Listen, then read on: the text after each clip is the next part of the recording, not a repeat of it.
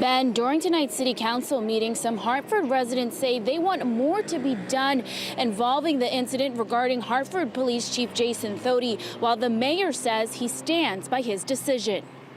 You really think we would not want to know that our police chief caused over $3,000 worth of damage to a car that we insure?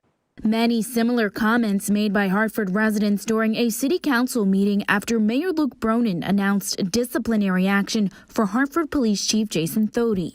A Hartford police report says Thody was reaching for his phone when he scraped his city-issued car on a guardrail back on May 31st. The mayor requiring Thody to pay for the more than $3,000 in damage and says a formal letter of reprimand will be placed in his personnel file. But some residents say it's not enough. I always felt he should not have been appointed to that position, and he most definitely should have been fired immediately after the car accident. The question you should ask yourself as an elected official is, if an average citizen had done what the chief did, would you maintain the same level of silence? Mayor Luke Bronin says Thody was on the clock and reported the incident while documenting the damage with pictures, emphasizing there was no intent from Thody to hide the damage. This vehicle incident is a situation that is worthy of some discipline, but does not come anywhere near warranting the suspension or removal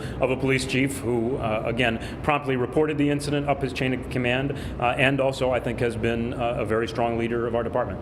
Also officially presented to City Council during the meeting, Bronin's proposed changes to the Police Civilian Review Board. Reforms including giving the board a full-time investigative staff with subpoena power and process to override police department's findings of misconduct. A number of residents say they support majority of Bronin's reforms, but are not in favor of the mayor's power to appoint those on the board. The mayor appoints 8 of 9 seats on this commission, plus the 2 alternates. He also selects the chair. That's way too much power for one person to have.